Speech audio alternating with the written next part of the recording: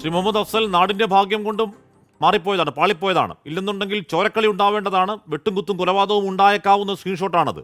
അങ്ങനെ ചോരക്കളിക്ക് ആസൂത്രണം ചെയ്ത, അത് ഡിസൈൻ ചെയ്ത, പച്ചവെള്ളത്തിന് തീപിടിക്കുന്ന വർഗീയ വാക്കുകൾ കൊണ്ട് ആ വാക്കുകൾ ഉണ്ടാക്കിയ, അത് പ്രചരിപ്പിച്ച ആളുകളൊക്കെ ഇപ്പോഴും സേഫാണ്. അതാരാണ് എവിടെയാണെന്ന് ഇപ്പോഴും അറിയില്ല. പക്ഷേ ഈ ഇടത് സൈബർ ഗ്രൂപ്പിലാണ് ഇതാദ്യമായി വന്നത്. അത് റിവേഷ് രാമകൃഷ്ണനാണ് ഇട്ടത് എന്ന് ആദ്യം പറഞ്ഞ ആ റൂറൽ എസ് പിക്ക് ഇപ്പോൾ സ്ഥലമാറ്റമുണ്ട്.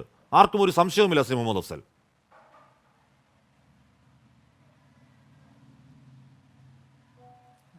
ആ വിഷയവുമായി ബന്ധപ്പെട്ട് പറയുന്നതിന് മുമ്പ് ഇവിടെ BJPയുടെ നേതാവ് സന്ദീപ് വാര്യർ എന്തെല്ലാമാണ് പറഞ്ഞു വെക്കുന്നത്.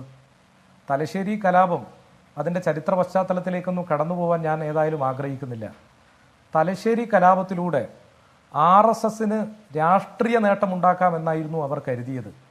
നിർഭാഗ്യവശാൽ അവിടെയുള്ള മതനിരപേക്ഷവാദികൾ, ജനാധിപത്യ വിശ്വാസികൾ, UK കുഞ്ഞിരാമൻ ഉൾപ്പെടെ ജീവൻ കൊടുത്തും പോരാടി അതിനെ പ്രതിരോധിച്ചു. ഇപ്പോൾ സന്ദീപ് വാര്യർക്ക് നല്ല വിഷമമുണ്ട്. വിഷമത്തിന് കാരണം മറ്റൊന്നുമല്ല, കാരണം അവർക്ക് ഈ കേരളത്തെ, തലശ്ശേരിയെ ഗുജറാത്താക്കാൻ സാധിച്ചിട്ടില്ല, ഒറീസയാക്കാൻ സാധിച്ചിട്ടില്ല.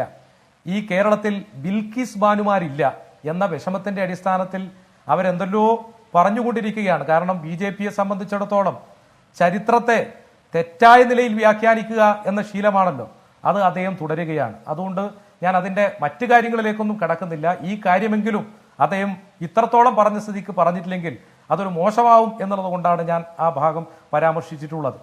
ഇവിടെ ഇപ്പോൾ ഈ സ്ക്രീൻഷോട്ടുമായി ബന്ധപ്പെട്ട വിഷയത്തിനകത്ത് ഇപ്പോൾ റിബേഷാണ് ഏറ്റവും ആദ്യം ഈ പോസ്റ്റ് ഫോർവേഡ് ചെയ്തത് എന്നുള്ളത് പുറത്തു വന്നത് എങ്ങനെയാണ്?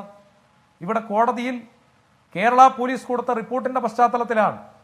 കേരള പോലീസിന് റിബേഷിനെ സംരക്ഷിക്കണമെന്നുണ്ടെങ്കിൽ, ഈ കേസിലെ ഏതെങ്കിലും പ്രതികളെ സംരക്ഷിക്കണമെന്നുണ്ടെങ്കിൽ അവർക്ക് ഏതെങ്കിലും തെറ്റായ വഴി സ്വീകരിക്കാലോ. ഒരു സംശയവും വേണ്ട, ഈ കേസ് ശരിയായ ദിശയിലാണ് മുന്നോട്ട് ചെയ്തവരാരോ താങ്കൾ പറഞ്ഞത് ശരിയാണ്. റിബേഷ് രാമകൃഷ്ണനെ സംരക്ഷിക്കാതിരിക്കാനും മാത്രം സത്യസന്ധനാണ് ആ ഉദ്യോഗസ്ഥൻ, കോഴിക്കോട് റൂറൽ SP.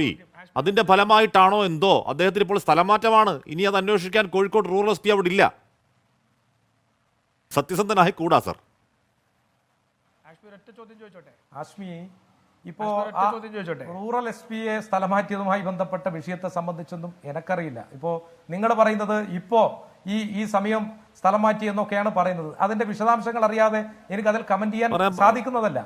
ഒരു കാര്യം വളരെ വ്യക്തമാണ്, ഞാനിവിടെ സൂചിപ്പിച്ചല്ലോ. ഇപ്പൊ ബഹുമാനപ്പെട്ട കോടതിയിലാണല്ലോ പോലീസ് റിപ്പോർട്ട് കൊടുത്തത്. പോലീസ് റിപ്പോർട്ടിനകത്ത് വളരെ കൃത്യമായി ഏതെങ്കിലും ഒരാളെ സംരക്ഷിക്കുന്ന നിലപാട് സ്വീകരിച്ചിട്ടില്ല.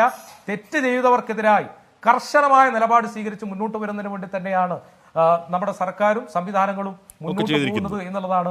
രാജീവ് പി നായർ, ഇവിടെ എന്താണ് അരവിന്ദ് സുകുമാറിന്റെ സ്ഥലമാറ്റവും കോടതിയിൽ കൊടുത്ത റിപ്പോർട്ടുമായി ബന്ധമൊന്നുമില്ല? ഒരു ബന്ധവുമില്ല. ഇപ്പോ CPMന്റെ പ്രതിനിധി ചർച്ചയിൽ പറയാണ് പോലീസ് ശരിയായ ദിശയിലാണ് ചെയ്തിരിക്കുന്നത്. എന്താ ശരിയായ ദിശ? റിതേഷ് എന്ന് പറയുന്ന ആളാണ് ഇത് ഉണ്ടാക്കിയത്, അയാളാണ് ആദ്യത്തെ ഈ ഷെയർ ചെയ്യുന്നതാണ്. ആരാ റിതേഷ്? ഇപ്പോഴും ഈ അഫ്സലിന്റെ നേതാവായിരിക്കും, അവിടുത്തെ ബ്ലോക്ക് പ്രസിഡന്റാ അല്ലേ? ഇപ്പൊ കോഴിക്കോട് DYFI ഒരു പ്രസ്താവന കൂടി ഇറക്കിയിട്ടുണ്ട്. ഇതിന്റെ മറവിൽ DYFI അപകീർത്തിപ്പെടുത്താൻ അതിൽ നിന്ന് മാറി നിൽക്കണം എന്ന് പറഞ്ഞിട്ട് ഇപ്പൊ ഒരു പ്രസ്താവന കൊടുത്തിട്ടുണ്ട്. മനസ്സിലായില്ലേ? അപ്പൊ ശരിയായ ദിശയിൽ അന്വേഷിച്ച് കുറ്റക്കാരനാണെന്ന് കണ്ടെത്തിയ റിതേഷിനെതിരെ ഒരു നടപടി ഇതുവരെ എടുത്തിട്ടില്ല. ഞാൻ പറയട്ടെ ഒരു നടപടി എടുക്കാതെ അവിടെ നിൽക്കുന്നു. രക്ഷാപ്രവർത്തനത്തിനെ പോലെ സ്വന്തം പോലീസിന്റെ റിപ്പോർട്ടിനെ പോലും താൻ കണ്ടില്ല എന്ന് പറയുന്ന മുഖ്യമന്ത്രി എന്നിട്ട് കാത്തിരുന്ന് കാണാം. റിബേഷ് രാമകൃഷ്ണൻ അപ്പുറം ആ കണ്ണുകൾ എങ്ങോട്ടേക്ക് നീടുന്നു അറിയാം. ഈ പറയുന്ന പോരാളി ഷാജിമാർക്കൊക്കെ എതിരെ എന്ത് നടപടി പോലീസ് സ്വീകരിക്കും നമുക്ക് കാത്തിരുന്ന് കാണേണ്ടതാണ്.